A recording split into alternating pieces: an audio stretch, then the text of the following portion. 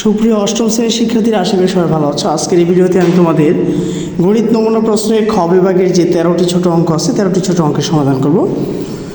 তো প্রথমে ক নম্বরে দেখে নাও। ক নম্বরে হচ্ছে 3x² + 2 এর ঘন নির্ণয়। ঘন নির্ণয় করতে গেলে ঘন মানে হচ্ছে কিউব, অর্থাৎ হোল কিউব। এই অংশটাকে ধরতে হবে হচ্ছে এ, এই অংশটাকে ধরতে হবে হচ্ছে বি। তাহলে a + b হোল কিউবের সূত্র হয়ে যাবে। a + b হোল কিউবের সূত্র হচ্ছে a³ + 3a² b + 3ab² + b³ এখানে যথাক্রমে a হচ্ছে 3x² আর b হচ্ছে কি 2। তাহলে সূত্রটা আমরা এভাবে সাজাইলাম যে a³ + 3a² b + 3ab² + b³। এবার 3 এ কিউব করলে 3 × 3 = 9, 3 × 9 হচ্ছে 27। x² কে কিউব করলে হচ্ছে x⁻6 আর এখানে 3² হচ্ছে 9, 3 × 9 = 27, 27 × 2 = 54 আর এটা হচ্ছে 2² হচ্ছে 4, 3 × 4 = 12, 3 × 12 = 36 x² আর 2³ হচ্ছে 8। তার মানে 3x² + 2 এর যদি আমরা ঘন করি, ঘনটা আসবে হচ্ছে 27x⁻6 + 54x² + 36x² + 8। তো এবার খ নম্বরে যাব। খ নম্বরে বলা হচ্ছে 6% হারে চক্রবৃদ্ধি মুনাফায় 9,000 টাকার 3 বছরের চক্রবৃদ্ধি মূল কত? চক্রবৃদ্ধি মূল, সবৃদ্ধি মূল দুইটাই এক কথা। তো চক্রবৃদ্ধি মূলের সূত্রটা হচ্ছে c = p × 1 + r পাওয়ার n। এখানে যে p যে টাকাটা রাখা হয়েছে 9,000 টাকা, এটা হচ্ছে p এর মান, এটা হচ্ছে n এর মান 3 বছরের জন্য, আর এই যে 6% এটা হচ্ছে r এর মান, অর্থাৎ মুনাফার হার। তাহলে আমরা সূত্র অনুযায়ী মান বসিয়ে দেবো। p এর মান হচ্ছে 9,000, 1 যোগ মুনাফার হার হচ্ছে 6%, 6% মানে কত? 0.06 পাওয়ার হচ্ছে 3। এই যে আমি এখানে আবার 3টা মানে লিখে দিলাম। তো এবার এই যে 1 এর সাথে যদি 1 যোগ 0.06 যোগ করি তাহলে হয় 1.06 পাওয়ার হচ্ছে 3। তারপরে তোমরা সায়েন্টিফিক ক্যালকুলেটরে অথবা নর্মাল ক্যালকুলেটরে 1.06 যদি 3 বার গুণ দাও তাহলে আসবে হচ্ছে 1.19। এই 1.19 যদি 9,000 এর সাথে গুণ দিই তাহলে আসবে হচ্ছে 10,719.14 টাকা। তার মানে 6% হার চক্রবৃদ্ধি মুনাফায় 9,000 টাকার 3 বছরের চক্রবৃদ্ধি মূল হচ্ছে 10,719.14 টাকা। এবার যাব হচ্ছে গ নম্বরে। গ নম্বরে বলা আছে a46 এবং b হচ্ছে xy বিন্দুদ্বয় সংযোজক রেখাংশের মধ্যবিন্দু -2 এবং 5 হলে b এর স্থানাঙ্ক কত? তো লক্ষ্য করো এখানে বুঝ আছে, a এর বুঝ হচ্ছে 4, b এর বুঝ হচ্ছে x, আবার a এর কুঠি হচ্ছে 6, b এর কুঠি হচ্ছে y। এর যদি মধ্যবিন্দু নির্ণয় করতে হয় তাহলে এটাকে 2 ধারা ভাগ করতে হবে। তাহলে একবার হবে x + 4/2, আবার আরেকটা হবে কি 6 + y/2। এই যে আমরা 2টা লিখে নিলাম। a ও b এর মধ্যবিন্দু x + 4/2 এবং কি 6 + y/2। তো এবার প্রথমটার মধ্যবিন্দু দেওয়া হচ্ছে -2 এবং দ্বিতীয়টার মধ্যবিন্দু দেওয়া হচ্ছে 5। তাহলে প্রথমে এটা সমান সমান আমাকে লিখতে হবে কি -2 এবং ওইটা সমান সমান লিখতে হবে হচ্ছে কি 5। তো প্রথমে এই কাজটা আগে করি।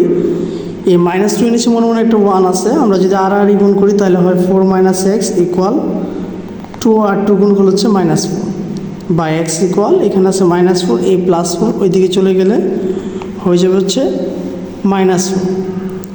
-4 আর -4 যোগ করলে হয়ে যাবে হচ্ছে -8, অর্থাৎ x এর মান পেয়ে গেলাম হচ্ছে -8। এবার y এর মান বের করবো হচ্ছে এই সমীকরণ থেকে। তো এই সমীকরণ থেকে যদি y এর মান বের করি, আবার 8 গুণন 5 এর সাথে 2 গুণ হলে হচ্ছে 10, 6 + y এর মতোই থাকবে, বা y = 10 - 6। 10 থেকে 6 চলে গেলে এটা মান হয়ে যাবে 4। তার মানে y এর মান হয়ে গেল 4 এবং x এর মান হয়ে গেছে কত? 8। অর্থাৎ b এর স্থানাঙ্কটা তাহলে কত হবে? -8 এবং কি 4। যেভাবে a এর স্থানাঙ্কটা 4, 6 ছিল, b এর স্থানাঙ্কটা তাহলে এখন কি বসাবো? একটা হচ্ছে -8, একটা হচ্ছে কি 4। তো এই ছিল হচ্ছে গ নাম্বারটা। এবার দেখব হচ্ছে ঘ নাম্বার। তো ঘ নম্বরে খেয়াল করি। ঘ নম্বরে বলছে ও কেন্দ্র বিশিষ্ট বৃত্তের ব্যাস 20 সেমি, ও থেকে ব্যাস ভিন্ন সিডি জায়ের উপর OP লম্বের দৈর্ঘ্য হচ্ছে 6 সেন্টিমিটার হলে সিডি এর দৈর্ঘ্য কত? তাহলে প্রথমে আমরা একটা ও কেন্দ্র বিশিষ্ট একটা বৃত্ত অঙ্কন করলাম, যেটা কেন্দ্র দিয়ে গেছে এটা হচ্ছে এবি যা, আর যেটা কেন্দ্র দিয়ে যায় না এটা হচ্ছে কি সিডি যা, এবং পি হচ্ছে এই জায়ের মধ্যবিন্দু। অর্থাৎ এই ওপিটা হলো কি, তার একটা লম্বের দৈর্ঘ্য এখানে দেওয়া হচ্ছে 6 সেন্টিমিটার, এটা লিখবো। আমাকে বের করতে বলছে সিডি জায়ের, মানে সিডি এর দৈর্ঘ্য কত। তাহলে এখানে ব্যাস মানে হচ্ছে টোটাল এই যে এবি হচ্ছে 20, আর এবিকে ভাগ করা হয়েছে ও এ এবং কি ওবি দ্বারা এবং ওসি দ্বারা, কারণ এই তিনটে হচ্ছে একই বৃত্তের ব্যাসার্ধ। তাহলে এই 20কে আমরা 2 দ্বারা ভাগ করতে হবে, ভাগ করলে কত হবে 10, অর্থাৎ ওবির মান 10, ও এর মানও 10, ওসি থাকলে ওসির মানও কী হবে 10 হবে, এবং ওপির মান দেওয়া হচ্ছে 6।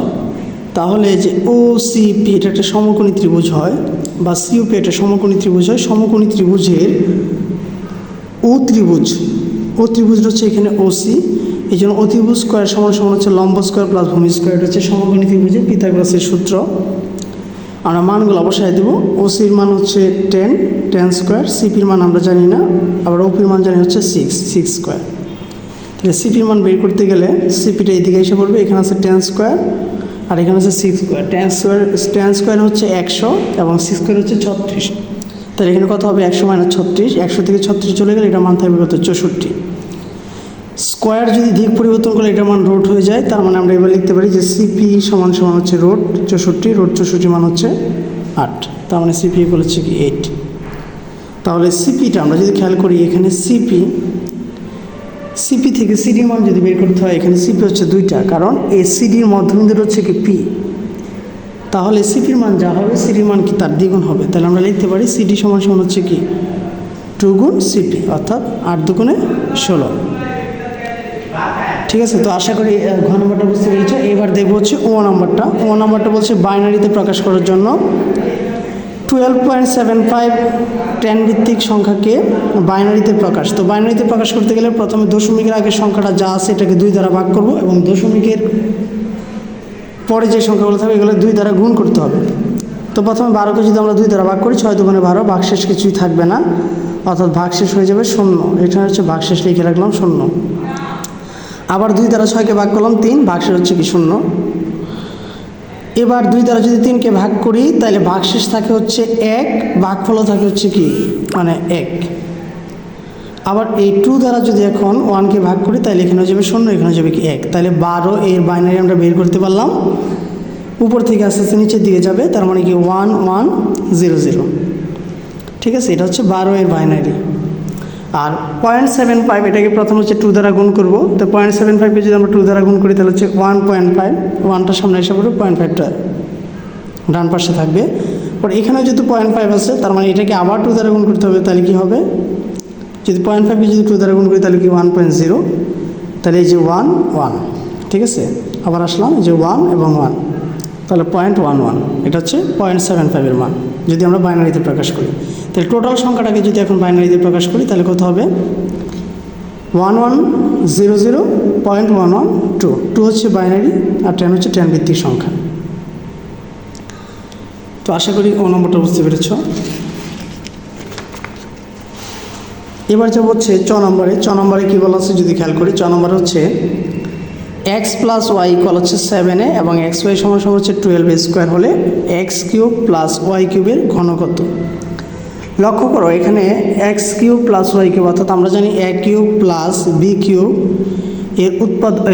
এর অনুসিদ্ধান্ত হচ্ছে a + b হোল³ - 3ab ইন্টু হচ্ছে a + b। সেম অনুসিদ্ধান্তটা এই অঙ্কে প্রয়োগ হবে, অর্থাৎ x³ + y³ সমান দিয়ে আমরা লিখতে পারি x + y হোল³ - 3xy ইন্টু হচ্ছে কি x + y। যথাক্রমে এখানে x হচ্ছে কি a এবং y হচ্ছে কি b। এই যে সেম একই অনুসিদ্ধান্ত এখানে প্রয়োগ হলো। এবার x + y এর মান হচ্ছে 7a, লিখবো 7a হোল³ - 3 ইন্টু xy এর মান হচ্ছে 12a স্কোয়ার, x + y এর মান হচ্ছে 7a। 7a হোল³ মান হচ্ছে 7 × 7 = 49, 49 সাথে যদি 7 গুণ দিই তাহলে হবে 343, a³ মাইনাস এটা যদি গুণ করি তাহলে 3 × 12 = 36, 36 সাথে 7 গুণ করলে হচ্ছে 252 a স্কোয়ার, আর এই গুণ করলে হয়ে যাবে a³। 343 এক কিউব থেকে যদি 252 এক কিউব চলে যায় তাহলে থাকবে হচ্ছে 91 এক কিউব। এটা হচ্ছে এক্স কিউব প্লাস ওয়াই কিউবের ঘনের মান। ঠিক আছে, আচ্ছা। তো এবার যাব হচ্ছে 6 নম্বরে। 6 নম্বর হচ্ছে মিলা 50,000 টাকা 8% হারে এবং শিলা 42,000 টাকা 10% হারে ব্যাংকে জমা রাখলো। 5 বছর পর কে কত লাভবান হবে? তো লক্ষ্য করো, 5 বছর পর সময়টা একই আছে, মুনাফার হার চেঞ্জ আছে এবং টাকাও কি চেঞ্জ আছে। তাহলে প্রথম যে টাকাটা 50,000 টাকা রাখছে 8% মুনাফায় কে রাখছে? মিলা। তো 5 বছর পর কত টাকা পাবে? এটা হচ্ছে সরল মুনাফার সূত্র দিয়ে করবো। তো আমরা জানি সরল মুনাফার সূত্র হচ্ছে আই সমান সমান PRN। এখানে পি হচ্ছে আসল, আর হচ্ছে মুনাফার হার, এন হচ্ছে সময়। টাকা রাখছে 50,000, মুনাফার হার হচ্ছে 8%, মানে কি 100/8, সময় হচ্ছে 5 বছর। তো এই 2 শূন্য ইচ্ছাগুলো কেটে ফেলতে পারি, তাহলে থাকবে কত? 500, 500-র সাথে 8 গুণ করলে হচ্ছে 4,000, 4,000-এর সাথে 5 গুণ করলে হচ্ছে 20,000। অর্থাৎ মিলা 5 বছর পরে টাকা পাবে কত? 20,000 টাকা। তো এবার শিলার টাকাটা দেখব। শিলা টাকা রাখছে হচ্ছে 42,000 টাকা। আবার আই সমান সমান PRN, তার মুনাফার হার হচ্ছে 10%, তার মানে কি 100/10 ইন্টু হচ্ছে 5 বছর। এই 200 কেটে ফেলবো, তাহলে হচ্ছে 420, 420-এর সাথে যদি 10 গুণ করি তাহলে হচ্ছে 4,200, 4,200-র সাথে যদি 5 গুণ করি তাহলে হয়ে যাবে কত? 21,000। তাহলে আমরা দেখতে পাচ্ছি যে মিনা টাকা পেয়েছিল 20,000 এবং শিলা টাকা পেয়েছে হচ্ছে টোটাল 21,000। এখন প্রশ্নে কিন্তু বলে দিচ্ছে যে 5 বছর পরে কে লাভবান হবে। তো টাকা অনুপাতে লাভবান হচ্ছে শিলা, কারণ শিলা 21,000 1,000 টাকা বেশি পাচ্ছে, তার মানে কি সে 1,000 টাকা বেশি পাবে, তার মানে কি শিলা লাভবান হবে। তো আশা করি 6 নম্বরটা বুঝতে পেরেছ। এবার যাব হচ্ছে 6 নম্বরে। A32, B হচ্ছে 53 এবং C হচ্ছে 12.6 বিন্দু 3টি সমরেখ কিনা যাচাই করো। সমরেখ যাচাই করতে গেলে এর সাথে বি অর্থাৎ AB এবং বি এর সাথে সি মানে হচ্ছে কি BC। AB এবং BC বাহু দুইটা সমান থাকবে। যদি দুইটা বাহু সমান থাকে তাহলে বিন্দু 3টি সমরেখ হবে, আর যদি সমান না হয় তাহলে সমরেখ হবে না।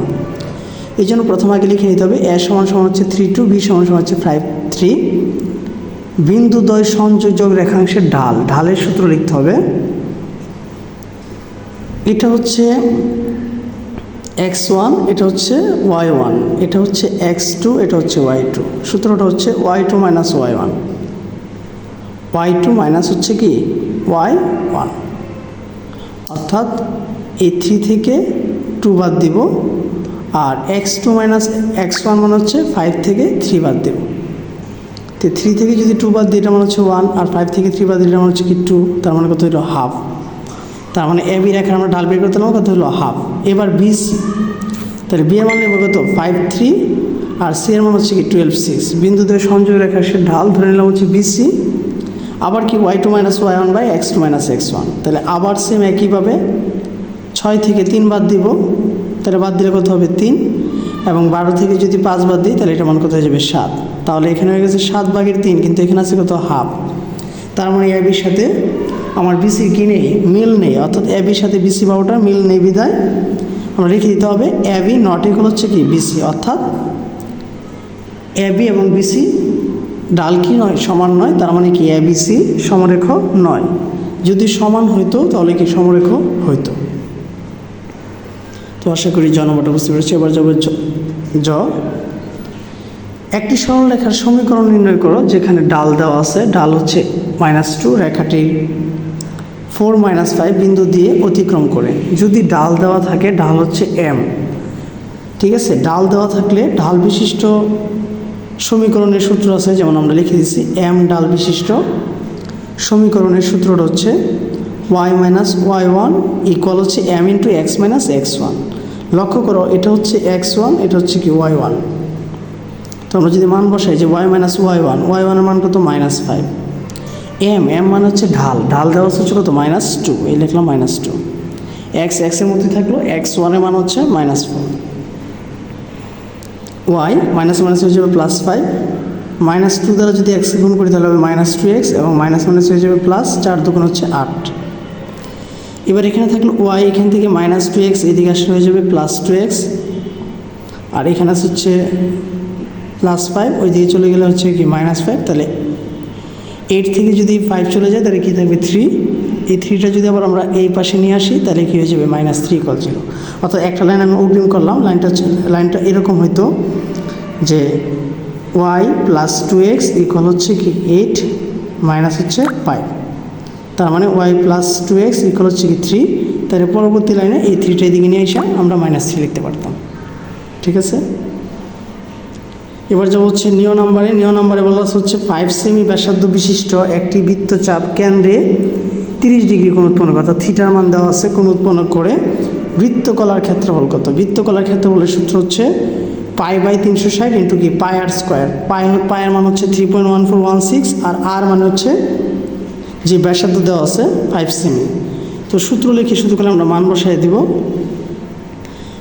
থিটার মান হচ্ছে 30/360 ইন্টু পাই মান হচ্ছে 3.1416 ইন্টু আর মান হচ্ছে 5 স্কোয়ার হয়ে যায় হচ্ছে 25 সাথে আমরা 3.1416 গুণ দিয়ে এর সাথে 30 আবার গুণ দিব, গুণ দিয়ে 360 দ্বারা ভাগ করব, ভাগ করলে এটা ফল আসবে হচ্ছে 6.55 বর্গ সেন্টিমিটার। ঠিক আছে, আমি আবারও বলতেছি, এই লাইনটাকে ইচ্ছা করলে এইভাবে লেখা যায়, নিচে থাকবে 360, উপরে হবে হচ্ছে 30 গুণ হচ্ছে 3.1416, 5 স্কোয়ারের মান হচ্ছে 25। ঠিক আছে, তাহলে এই সবটি গুণ করে এটাকে 360 দ্বারা যদি ভাগ করি এটা মান হয়ে যাবে কত? 6.55। ঠিক আছে, তারপরে যাব হচ্ছে তারপরে অঙ্কে ট নাম্বার অঙ্কে বলা হচ্ছে 6 সেমি, 7 সেমি এবং 8 সেমি ব্যাসার্ধ বিশিষ্ট তিনটি বৃত্ত পরস্পরকে স্পর্শ করে বৃত্ত তিনটির কেন্দ্র সহ যে ত্রিভুজ উৎপন্ন করে তার পরিসীমা নির্ণয় করা। তিনটা বৃত্ত যদি আমরা এইভাবে আঁকি, ঠিক আছে, তিনটি বৃত্তের ব্যাসার্ধ দেওয়া আছে, একটা হচ্ছে 6, একটা হচ্ছে 7, একটা হচ্ছে 8। এর মধ্যে এখানে আমাকে একটা ত্রিভুজ অঙ্কিত করতে হবে, অর্থাৎ এরকমভাবে একটা ত্রিভুজ অঙ্কিত করা যায় ইচ্ছা করলে। ঠিক আছে, এখানে একটা থাকবে, এখানে একটা থাকবে এবং এখানে একটা থাকবে। তো বৃত্ত তিনটি পরস্পর বহিঃস্পর্শ করে, সুতরাং তিনটি বাহুর দৈর্ঘ্য এই সমান হচ্ছে এখানে এই প্রথম বাহুটার সাথে দ্বিতীয় বাহুটা যোগ করতে হবে, r1 + r2 মানে 6 + 7। আর বি এর দৈর্ঘ্য বের করার জন্য হচ্ছে r2 - r3, অর্থাৎ একটা হচ্ছে AB, একটা হচ্ছে BC, একটা হচ্ছে CA। আমি আবার বলতেছি, AB BC CA, অর্থাৎ প্রথমটার সাথে দ্বিতীয়টা যোগ করতে হবে, তারপরেটার সময় দ্বিতীয়টার সাথে তৃতীয়টা যোগ করতে হবে, এরপরটার সময় হচ্ছে তৃতীয়টার সাথে প্রথমটা যোগ করতে হবে। যে ঠিক আছে, তাহলে r2 + r3 মানে 7 + 8 যোগ করলে হচ্ছে 15। আর C সমান হচ্ছে r1 + r3 মানে 8 + 6 যোগ করলে হচ্ছে 14। তার মানে পরিসীমা হচ্ছে, আমরা জানি পরিসীমার সূত্র হচ্ছে তিনটে বাহুর যোগফল ABC। এর মান হচ্ছে 13, B এর মান হচ্ছে 15, C এর মান হচ্ছে 14। সবই যদি একসাথে যোগ করি তাহলে হচ্ছে 42 সেন্টিমিটার। ঠিক আছে, তো এবার যাব হচ্ছে লাস্ট অঙ্ক তোমাদের 6 নম্বরে, বাইনারি গুণ। বলছে 10110 বাইনারিকে 1101 বাইনারি দ্বারা গুণ করো। তো লক্ষ্য করো 10110 এটাকে যদি আমরা বাইনারি সংখ্যা প্রকাশ করি, এটা হচ্ছে 1, এটা হচ্ছে 2, এটা হচ্ছে 4, এটা হচ্ছে 8, এটা হচ্ছে 16। তো যেটা 0 এটা কোনো কাজ নাই, তাহলে 16 আর 4 হচ্ছে 20, 20 আর 2 হচ্ছে 22। তাহলে এটার মানটা কত লিখতে পারি? 22।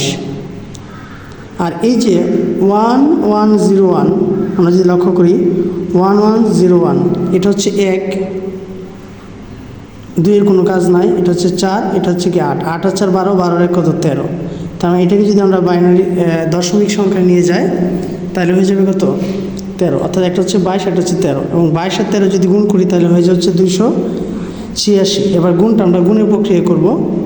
গুণের প্রক্রিয়া করতে গেলে প্রথম হচ্ছে আমরা যদি 1 দ্বারা গুণ করি 100 0 মানে 01101, তারপর হচ্ছে 0 দ্বারা গুণ করে সবগুলো 0 হবে। এরপরে আবার আমরা 1 দ্বারা গুণ করবো, তাহলে হবে 0 1 1 0 1। আবার যদি 1 দ্বারা গুণ করি 0 1 1 0 1। এবার যোগ করব, তো বাইনারি যোগ হচ্ছে 0 যেভাবে আছে 0 0 মধ্যে থাকলো, 1 0 1, আবার 1 0 1, আবার 1 0 1, এখানে আছে 3টা 1, 3টা 1 মানে হচ্ছে এখানে 3টা 1 হয়ে গেলে হচ্ছে 11। ঠিক আছে, 1 হাতে আছে 1, 1 1 মিলে যাবে 0, তারপরে আবার 1 1 মিলে গেল 0, তারপরে হাতে থাকলো 1, এ হচ্ছে 10, অর্থাৎ 286। 286কে যদি আমরা বাইনারিতে প্রকাশ করি তাহলে কীভাবে মানটা আসবে, আমি এইভাবে না করে এইভাবে সংখ্যাটা বের করতে পারি।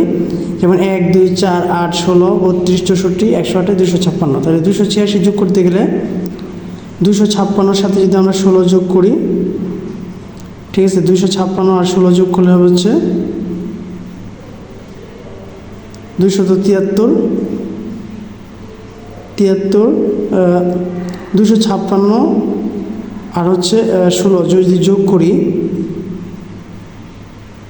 তাহলে হচ্ছে 12 2 272, 272 আর 8 হচ্ছে 280, 280 আর 4 হচ্ছে 284, 284 আর 2 হচ্ছে 286। তার মানে এটা অফ থাকবে, অফের মান হচ্ছে 0, এটা 1 থাকবে 1, এটা 1 থাকবে 1, এটা 1 থাকবে 1, এটা 1 থাকবে 1, এই সবগুলো হচ্ছে অফ। আবার এটা 1, তার মানে কি, যে 1 0 0 3টা 0, এই যে 1 লিখে 3টা 0, তারপর হচ্ছে আবার 3টা 1, এই যে 3টা 1, তারপর হচ্ছে কি 0, আমরা বাইনারি প্রকাশ করতে পারলাম। তো এই ছিল হচ্ছে তোমাদের প্রশ্নের নমুনা প্রশ্নে খ বিভাগের ছোট অঙ্কের সমাধান। প্রতিটা অঙ্কের মান 2 করে আমি এই ভিডিওতে সবগুলো অঙ্কেরই সমাধান করলাম। তো ভিডিওটি যদি তোমাদের কাছে ভালো লেগে থাকে তাহলে চ্যানেলটাকে অবশ্যই সাবস্ক্রাইব করবে এবং ভিডিওটি সবার মাঝে শেয়ার করবে। ধন্যবাদ সবাইকে এতক্ষণ মনোযোগ দিয়ে ভিডিওটি দেখার জন্য।